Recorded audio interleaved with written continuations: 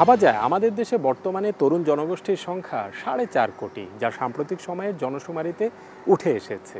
পৃথিবীর এমন অনেক দেশ রয়েছে যেখানে জনসংখ্যাই খুঁজে পাওয়া যায় না 4 কোটি, সেখানে আমাদের তরুণদের সংখ্যা 4.5 কোটি। এমন সম্ভাবনা হাতের কাছে পেয়ে আমরা কি সেটাকে কাজে লাগাতে পারবো না?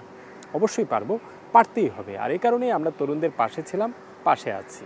আমরা তরুণদের কথা বলতে চাই, তরুণদের কথা শুনতে চাই, যে কারণে তরুণদের নিয়ে আমাদের এই আয়োজন এখন যৌবনজার। আপনাদের সবাইকে স্বাগত জানাচ্ছি, আমি আশিকুর রহমান চৌধুরী। প্রথমেই মনে করে দিতে চাই, তরুণদের নিয়ে আমাদের এই অনুষ্ঠান এখন যৌবনজার এটি পাক্ষিকভাবে মঙ্গলবার প্রচারিত হয় সন্ধ্যা 6:45। শুরুতেই থাকছে ক্যাম্পাস থেকে বলছি।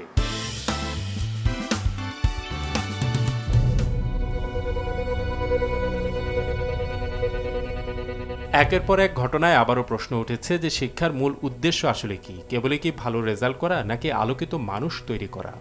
নড়াইলে শিক্ষকের গলায় ছাত্রদের জুতার মালা পরানো কিংবা সাভার আশুলিয়ায় শিক্ষককে পিটিয়ে মেরে ফেলা, এই কাজগুলো তো তারাই করছে যারা প্রচলিত শিক্ষা ব্যবস্থায় মেধাবী হিসেবে স্বীকৃত। আবার সেটারই ব্যাখ্যা কি হতে পারে যখন A+ আর মেধা দিয়ে চট্টগ্রাম বিশ্ববিদ্যালয়ের মতো একটি শিক্ষা প্রতিষ্ঠানে পড়ার সুযোগ পেয়েও দলবদ্ধভাবে কিছু ছাত্র বিকৃত কায়দায় যৌন হয়রানি করছে এক ছাত্রীকে, যে ঘটনার নির্মমতায় হতবাক দেশের মানুষ। বিশ্ববিদ্যালয় পর্যায়ের ছাত্রদের এ কেমন আচরণ? এগুলোর ব্যাখ্যা দেয়া আসলেই কঠিন। শিক্ষার মূল উদ্দেশ্য কি? কেবলই কি পরীক্ষায় ভালো রেজাল্ট নিশ্চিত করা, নাকি আলোকিত মানুষ তৈরি করা?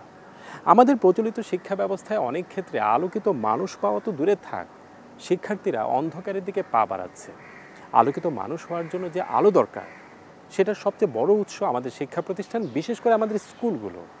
ওই শিক্ষা প্রতিষ্ঠানগুলো আমাদেরকে কি আলো দিতে পারছে? আলোকিত মানুষ দিতে পারছে?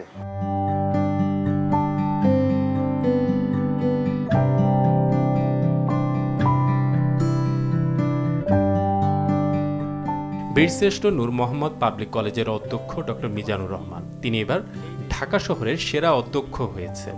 কেন তিনি সেরা অধ্যক্ষ হলেন সেটা তার শিক্ষা প্রতিষ্ঠান প্রাঙ্গণে প্রবেশ করতেই কিছুটা ধারণা পাওয়া গেল।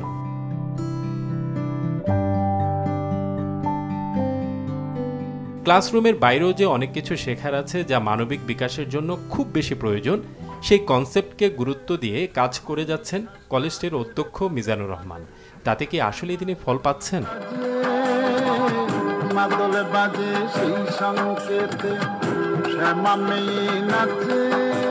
আমার অভিজ্ঞতা হচ্ছে, আমার যে ছেলে বা যা মেয়েটা এই খেলাধুলা বা কারিকুলার অ্যাক্টিভিটির সাথে জড়িত, তারা অত্যন্ত বিনয় এবং অত্যন্ত নিয়মিত ক্লাসে। They love to come to the school everyday. তাদের কিন্তু অ্যাবসেন্ট নাই, 0% অ্যাবসেন্ট। তারা 100% প্রেজেন্ট ইন দ্য স্কুল, এবং তাদের কথাবার্তায় শিক্ষকের প্রতি তার শ্রদ্ধাবোধ আউটস্ট্যান্ডিং।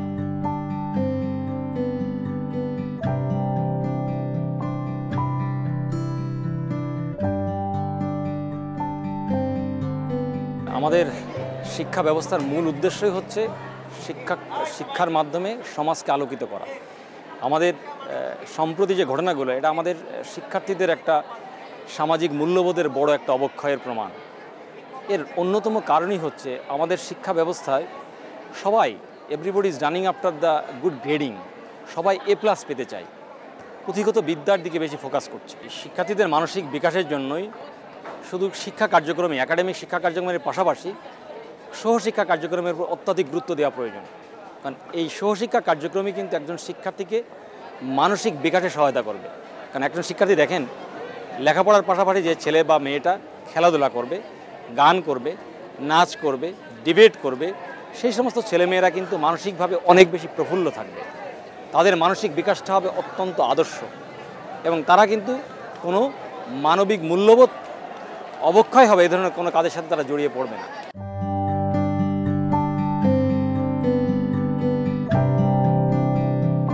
ঢাকা বিশ্ববিদ্যালয়ের শিক্ষা গবেষণা ইনস্টিটিউটের একটি বিভাগ শিক্ষা মনোবিজ্ঞান বিভাগ। ওই বিভাগের ছাত্র শিক্ষকরা ছাত্র জীবনের মনস্তত্ত্ব নিয়ে পড়ালেখা ও গবেষণা করছেন। সেখানকারই দুজন শিক্ষকের কাছে জানতে চাওয়া হয়, কেন প্রচলিত শিক্ষা ব্যবস্থা অনেক ক্ষেত্রে ব্যর্থ হচ্ছে আলোকিত মানুষ তৈরি করতে। আমরা কেন আলোকিত মানুষ তৈরি করতে পারছি না স্কুলে? আলোকিত মানুষ তো এমনি এমনি হবে না, তার তো একটা উৎস দরকার। মানে কোনো জায়গা থেকে তাকে আলো পেতে হবে, তাই না? তা আমাদের সমাজ ব্যবস্থায় আলো পাওয়ার একটা উৎস হচ্ছে বিদ্যালয়, শিক্ষা প্রতিষ্ঠান, শিক্ষক। আরেকটা আলোর উৎস হচ্ছে পরিবার। কিন্তু যে সমস্ত পরিবারের শিক্ষিত বাবা মার অভাব আছে অথবা আদর্শ পরিবার থেকে আসছে না, সেখানে তারা সেই আলোটা পায় না। এখন স্কুলে এসে তার সেটার প্রয়োজন। স্কুলে যে শিক্ষকরা আমাদেরকে পড়াচ্ছেন, আমরা যারা স্কুলে কাজকর্ম করছি, আমাদের দিকে যদি আমরা নিজেরা তাকাই, তাহলে কি আমরা এই কথা বুক ফুলিয়ে বলতে পারবো যে আমরা আদর্শ শিক্ষক? যদি আমরা এখান থেকে বেরোতে চাই, তাহলে শিক্ষকদের উপর আমাদের নজরটা বেশি করে দিতে হবে। শিক্ষকদের আলোকিত করাটা, শিক্ষকদের আদর্শ করে গড়ে তোলা, তাদের যথার্থ সঠিক শিক্ষক নিয়োগদান করা, এবং শিক্ষকদের স্বাধীনতা দরকার। আপনি যদি স্কুলের শিক্ষা ব্যবস্থার কথা আপনি জানেন, দেখবেন যে প্রতিটি শিক্ষক সারাদিন প্রচণ্ড রকমের ব্যস্ত থাকে। 7টা 8টা করে ক্লাস তাদের নিতে হয়। তাদের কোনো সময় নেই, বিশ্রাম নেই যে তারা অন্য কিছু পড়বে। একেবারে যে তাদেরকে আমরা দোষারোপ করছি, তারও সঙ্গত কারণ আছে কেন তারা এরকম হয়ে গেছে।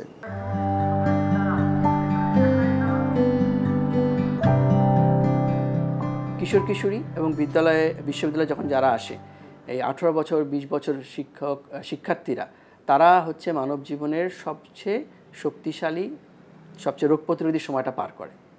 এবং দেখবেন তারা হসপিটালে কম যায়। হ্যাঁ, কিন্তু তাদের এই এনার্জিটা কোথায় তারা ভেন্টিলেট করবে, কোথায় তারা পাঠাবে? তখন যেটা হওয়ার কথা ছিল সেটা হচ্ছে তারা খেলাধুলা করবে, নানা ধরনের প্রজেক্ট করবে, কমিউনিটি ওয়ার্ক করবে, তারা ভলান্টিয়ার ওয়ার্ক করবে। তারা এইসব কাজে এত ব্যস্ত থাকবে যেগুলোর মধ্যে তাদের যেমন মানবিক মূল্যবোধও জাগ্রত হবে, চর্চা হবে, তেমনিভাবে তারা নিজেরাও কিন্তু এই শক্তিটাকে ভালো জায়গায় কাজে লাগাতে পারত। কিন্তু যখন আপনি স্পেস আমরা রাখছি না বিদ্যালয়গুলোতে, যখন আমি স্পেস রাখছি না বিশ্ববিদ্যালয়গুলোতে যে সেটা কোথায় রাখবে, তখন কিন্তু সে এইটা নানা ধরনের যেখানে শক্তি প্রদর্শন করা যাবে নেতিবাচক, সেখানেই সে প্রদর্শন করছে। আবারও ফিরে যাই বীরশ্রেষ্ঠ নূর মোহাম্মদ কলেজ প্রাঙ্গণে, সেই গাছের ছায়ায় যেখানে শিক্ষার্থীরা মনের তুলি দিয়ে গ্রাম বাংলাকে আঁকছেন, কিংবা সেই খোলা মাঠে যেখানে শিক্ষার্থীরা খেলাধুলা আর নাচে গানে আমাদের স্বপ্ন দেখাচ্ছে সেই নতুন দিনের যেখানে আলোকিত মানুষ গড়ার কারিগর হয়ে উঠবে দেশের প্রতিটি শিক্ষা প্রতিষ্ঠান।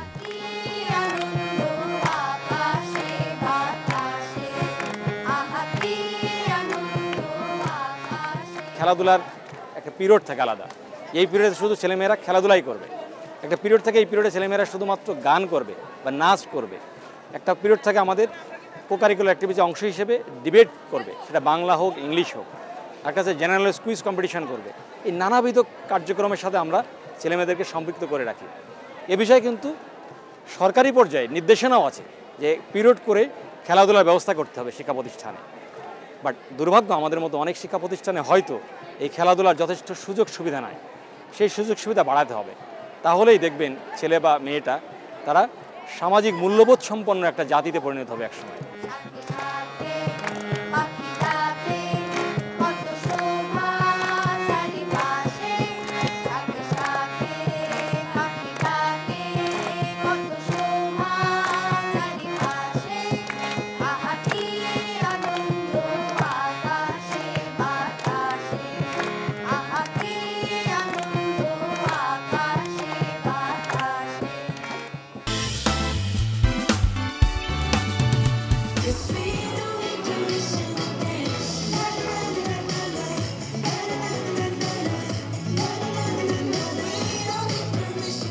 বিশ্বজুড়ে দারুণ জনপ্রিয়তা পাচ্ছে কোরিয়ান সংস্কৃতি, বাংলাদেশেও এর হাওয়া লেগেছে। সুমনা ও অনামিকার ভীষণ পছন্দ কোরিয়ান নাটক, সিনেমা, নাচ কিংবা গান। সেরকমই একটি পছন্দের গানের সাথে তাদের এমন পরিবেশনা।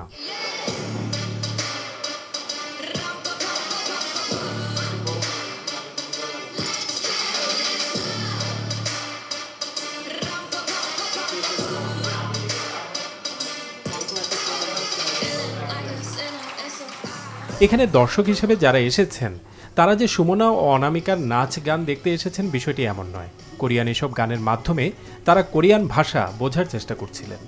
তারা সবাই আসলে এখানে এসেছেন কোরিয়ান ভাষা শেখার জন্য। তাদের সবার সাথে দেখা ঢাকা বিশ্ববিদ্যালয়ের আধুনিক ভাষা ইনস্টিটিউটে।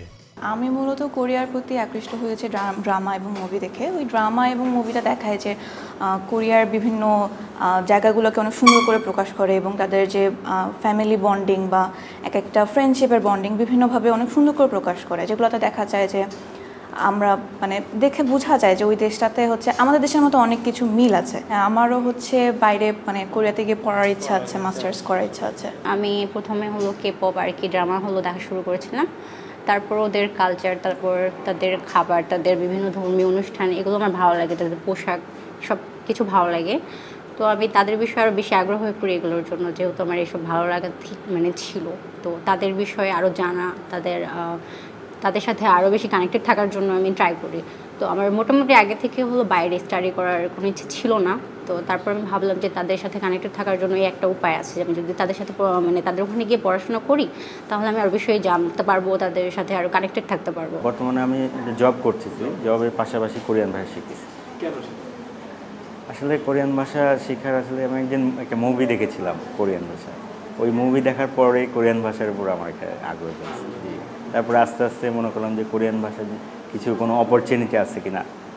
তারপরে আমার এক বন্ধুর কাছ থেকে শুনলাম যে না, কোরিয়ান ভাষা করলে অনেক কোরিয়ায় যাওয়ার সুযোগ আছে। কোরিয়া থেকে যদি আমি মাস্টার্স করতে পারি কোরিয়ান ভাষার উপরে, তাহলে এখানে আমি জব পেতে পারি। বাংলাদেশে অনেক কোরিয়ান জবের অপরচুনিটি আছে। একটা দেশের সংস্কৃতি জানা বোঝার মধ্য দিয়ে ওই দেশের সাথে তরুণদের নানাভাবে সম্পর্ক তৈরি হয়। এই যেমন কিছুদিন আগেও উচ্চশিক্ষার জন্য আমাদের তরুণরা কেবলমাত্র ইউরোপের কিছু দেশ কিংবা আমেরিকায় যেতেন, আর এখন অনেকেই দক্ষিণ কোরিয়ার সংস্কৃতি জানা বোঝার কারণে উচ্চশিক্ষার জন্য সেই দেশে যাচ্ছেন। কেবল কি উচ্চশিক্ষা, আরও নানা সম্ভাবনা আমাদের তরুণদের জন্য দক্ষিণ কোরিয়ায় অপেক্ষা করছে। আর এ কারণেই কোরিয়ান ভাষা শেখার ব্যাপারে এতটা আগ্রহ তরুণদের মধ্যে। 쓰기는 숙제예요. 친구들의 걱정을 읽고 하나를 골라. একজন শিউলি ফাতেহা এক যুগ আগে তিনি ঢাকা বিশ্ববিদ্যালয়ের এই আধুনিক ভাষা ইনস্টিটিউটে এসেছিলেন কোরিয়ান ভাষা শেখার জন্য। তখন খুব কম শিক্ষার্থী এই ভাষাটির ব্যাপারে আগ্রহ দেখাতো। দক্ষিণ কোরিয়ায় উচ্চশিক্ষা শেষ করে শিউলি ফাতেহা আবারও ফিরে আসেন ওই ভাষা ইনস্টিটিউটে। তবে এবার তিনি শিক্ষার্থী নয়, এসেছেন কোরিয়ান ভাষা বিভাগের একজন শিক্ষক হিসেবে। এই এক যুগে যেভাবে কোরিয়ান ভাষার ব্যাপারে তরুণদের মাঝে ব্যাপক আগ্রহ তৈরি হয়েছে, এটা তার কাছেও এক বিস্ময়। অবশ্য এর পেছনে কিছু বাস্তবতাও আছে। এখানে আসলে ওই যেটা বললাম যে ল্যাঙ্গুয়েজটাই প্রধান, এজন্য আপনি কোন সেক্টর থেকে আসলেন সেটা ম্যাটার করে না, আপনি ল্যাঙ্গুয়েজে পাস করলেই যেতে পারবেন। এই জন্য এবং আরও সুবিধা হচ্ছে এসএসসি পাস হলে আপনি এটা করতে পারছেন। স্যালারিটা এখানে একটা বড় ফ্যাক্ট, যে যায় সে হ্যাঁ সেটাই আমি বলছিলাম যে 1 থেকে 1.5 লাখ টাকা সে প্রথমে যে যায় সে শুরুতেই 1 লাখের বেশি তার বেতন হয় জি মাসে। আর যখন সে একটু অভিজ্ঞ হয়ে যায় 2-3 বছর, অনেক সময় কোম্পানি চেঞ্জ করে অথবা না চেঞ্জ করলেও মানে 2-2.5 লাখ 3 লাখ পর্যন্ত বেতন পায়।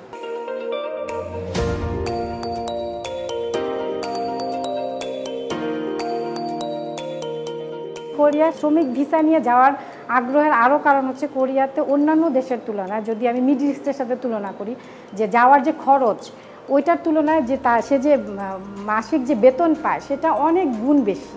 তো মিডল ইস্টে দেখা যাচ্ছে সেই অনুযায়ী অনেক কম টাকা পায়, হয়তো বা সে খরচ করে গেল 4 লাখ টাকা, বেতন পাচ্ছে 30,000 কি 40,000 বা 50,000।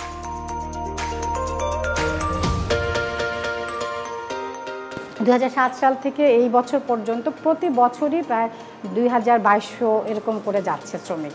তো তারপরেও আমাদের দেশে কিন্তু সংখ্যাটা অন্য দেশ যদি আমরা হিসাব করি, বিশেষ করে সাউথ এশিয়ান দেশ নেপালের তুলনায় অনেক কম। নেপালে প্রায় প্রতি বছরই ওরা 10,000 করে যাচ্ছে। তো এটা নিয়েও আমাদের দেশের সরকার বলেন বা এমবাসি বলেন তারা উদ্বিগ্ন যে আমাদের কেন সংখ্যাটা বাড়ছে না।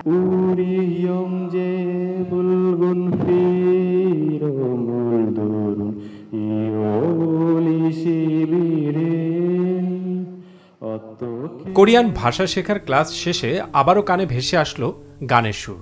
তবে সেটা কোরিয়ান কোনো গান নয়, আমাদের 21-এর গান। সেই গান বাংলায়, সেই গান কোরিয়ান ভাষায়।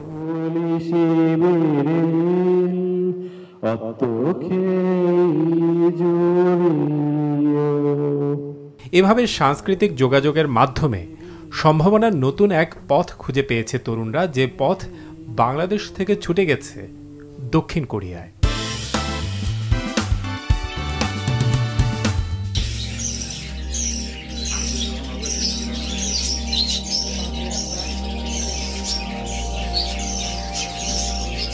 কিছু প্রেম আছে যা কোনোভাবেই ভোলা যায় না, ছাড়া যায় না। তবে সেই প্রেম যে কেবল মানুষে মানুষে হতে হবে বিষয়টি এমন নয়, সেটা হতে পারে শখের কোনো প্রাণীর সাথেও, যেমনটা কবিরের বেলায় হয়েছে পাখির সাথে। পাখির একবার যিনি পালন করতেছেন এটার সাথে আসলে এমনভাবে এটার প্রেমে পড়ে যায় বা এটার প্রতি এমনভাবে আসক্ত হয়ে যায় যে পরবর্তীতে আসলে পাখি ছাড়া থাকা সম্ভব হয় না, এরকম একটা বিষয় আর কি। আমার এখন বর্তমানে প্রায় 100 জোড়ার উপরে লাভবার্ড আছে। তারপরে ককাটেলের আমার আরেকটা এভিয়ারি আছে ককাটেলের, সেখানে ককাটেল আছে, ফিন্স এবং সবচাইতে ভালো মিউটেশনের যে ডায়মন্ড ডাবগুলো আছে, হোয়াইট, রেড, এগুলো আমার কাছে বর্তমানে এখন সব এগুলো আছে।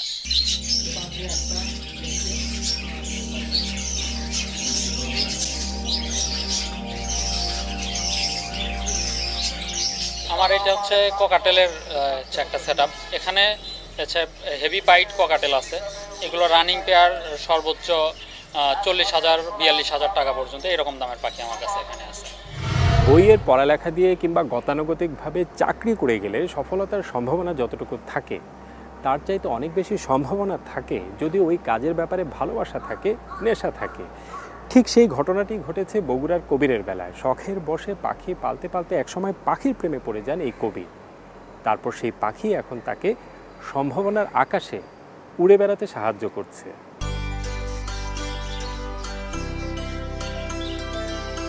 প্রেম মানুষকে কোথা থেকে কোথায় নিয়ে যায়, যেমন পাখির প্রেম কবিরকে আজ সেই জায়গায় নিয়ে গেছে যেখানে তিনি ছাত্র অবস্থায় চাকরির চাইতেও অনেক বেশি আয় করছেন।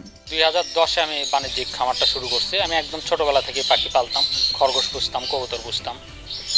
তো বাণিজ্যিক খামার 2010-এ পুঁজি আমি 5,000 টাকা আসলে নিয়ে শুরু করছিলাম, কিছু বাজরিগার আর কিছু ফিন্স পাখি দিয়ে। মূলধন বর্তমানে 20 লক্ষ টাকার মতো পাখি আমার পুরা এভিয়ারিতে সবগুলো পাখি মিলে হবে, এরকম পাখি আছে। পাখির দাম আসলে সিজন ওয়াইজ অনেক সময় কম বেশি হয়।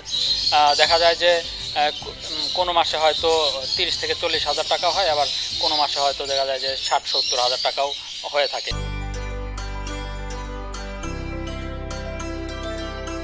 হুমায়ুন কবিরের বাড়ি বগুড়ার শেরপুর উপজেলার সাধুবাড়ি গ্রামে।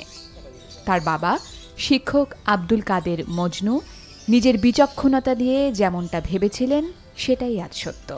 তার চিন্তাটি ছিল এমন, নেশা দিয়েই নেশাকে ঠেকানো। আমি যখন ছোট ছিলাম আমার বাবা আসলে এখানে শিক্ষকতা করেন।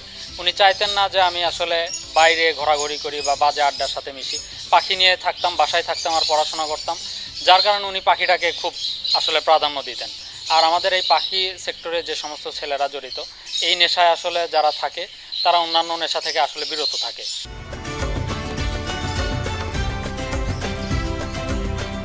খারাপ নেশা যেমন দ্রুত তরুণদের মধ্যে ছড়িয়ে পড়ে, ঠিক তেমনি ভালো নেশাও দ্রুত তরুণদের মধ্যে ছড়িয়ে দেয়া যায়। যেমন কবির তার পাখির নেশাকে ছড়িয়ে দিয়েছেন গ্রামের তরুণদের মধ্যে। আমার আগ্রহ বলতে আমিও স্টুডেন্ট মানুষ, আমিও মোটামুটি কম বেশি পাখি পালি। তো ভাইয়ের কাছ থেকে আমার সব কিছু শেখা, ভাইয়ের দেখা দেখি সব কিছু আমার যত পরামর্শ আছে সব কিছু ওনার কাছ থেকে নেওয়া। ও ছোট থেকে দেখতাম কিছু কিছু পাখি পালতো। দেন আমরা যখন ক্লাস 7-এ পড়ি তখন ও আমাকে কিছু পাখি গিফট করে, তো ওখান থেকে আমার পাখি পালাটা শুরু আর কি।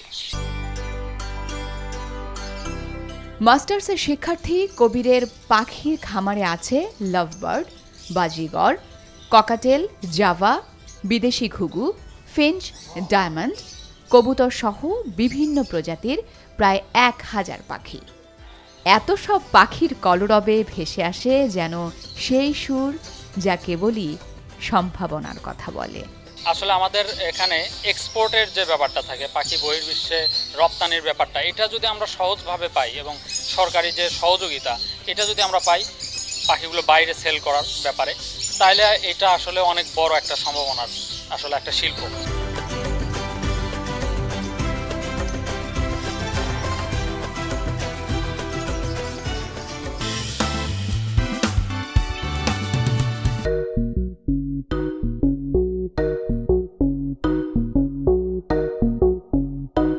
কোথায় না আমরা রোবটকে দেখে অবাক হব, সেখানে রোবট নিজেই অবাক হয়ে যাচ্ছে মানুষের আচরণ দেখে।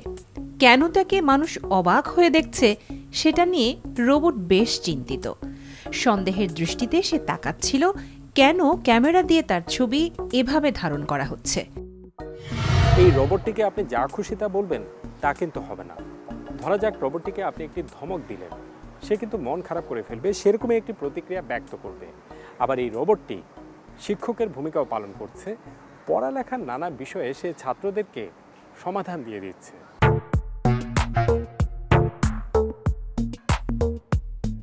বরিশালের বেসরকারি বিশ্ববিদ্যালয় ইউনিভার্সিটি অফ গ্লোবাল ভিলেজের শিক্ষার্থীরা তৈরি করেছে রোবটটি। পদ্মা সেতুর নামে এর নাম দেওয়া হয়েছে রোবট পদ্মা। রোবটটি যে কারণে এত আলোচনায় এসেছে তা হলো এটি রীতিমতো তার আবেগ অনুভূতির প্রকাশ করতে পারে। এই রোবটটাতে মূলত আছে আপনার ইমেজ প্রসেসিং আছে।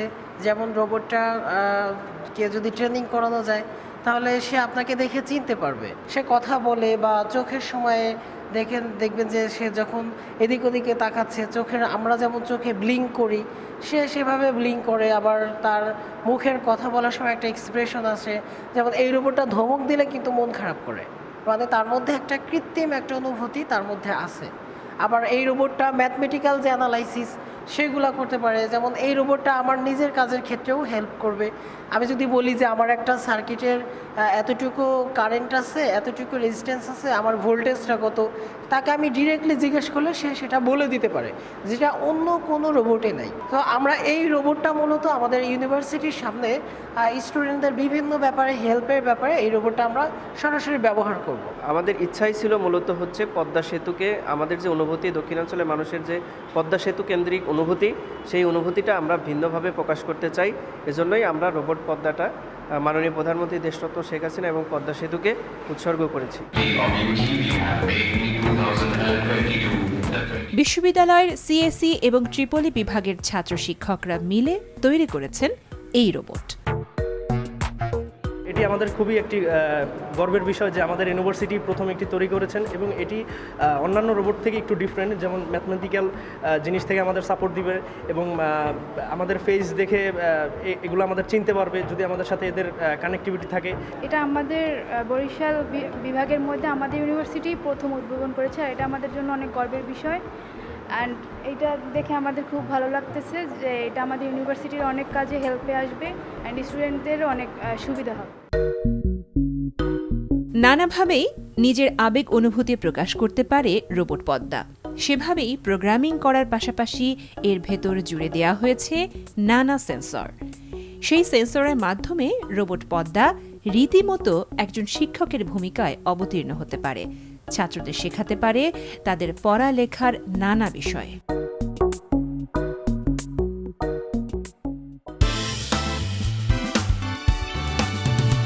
চট্টগ্রাম বিশ্ববিদ্যালয়ের যারা শিক্ষার্থী ছিলেন বা আছেন তারাই একমাত্র জানেন তাদের প্রিয় শাটল ট্রেন কতটা স্মৃতির, কতটা ভালো লাগার। সেই ভালো লাগার অনুভূতিগুলোকে গোটা ট্রেন জুড়ে এঁকে দিয়েছেন জার্মান তরুণ শিল্পী লুকাস। তারপর থেকে ওই ট্রেনটি যখন ছুটে চলে তখন প্রকৃতির মাঝে অসাধারণ এক দৃশ্য ভেসে আসে।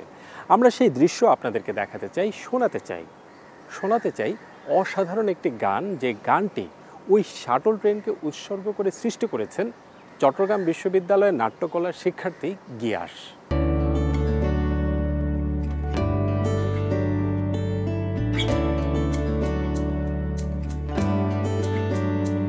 আজি কান পেতে রোয়া কারণই তোমার ভালোবাসা, ও গোলাল গোলাপি লাল গোলাপি ছুঁয়ে দাও না আমায়, ও গোলাল গোলাপি লাল গোলাপি ছুঁয়ে দাও না আমায়।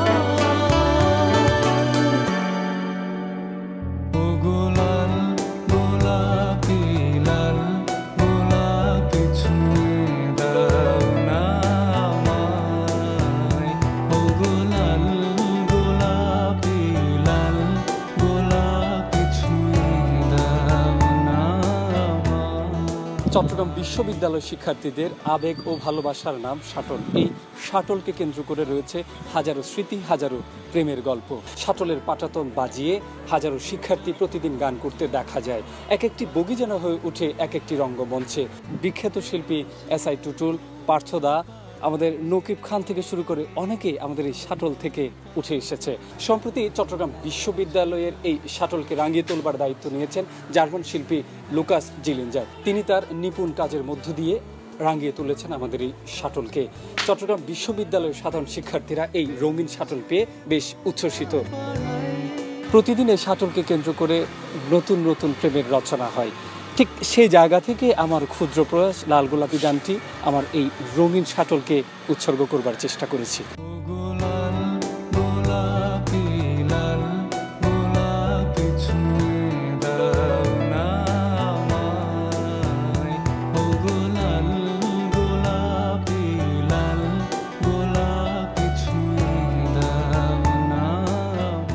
চট্টগ্রাম বিশ্ববিদ্যালয়ের শিক্ষার্থীরা তাদের সবচাইতে সুন্দর জীবনটি রেখে আসেন প্রিয় ক্যাম্পাসে শাটল ট্রেনে।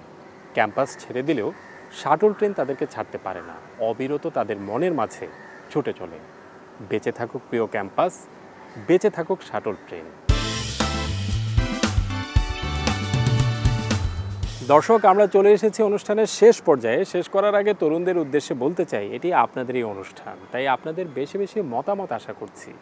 মতামত পাঠানোর ঠিকানা এখন যৌবনজার এই 3টি শব্দের সংক্ষিপ্ত রূপ ejj@ntbbd.com।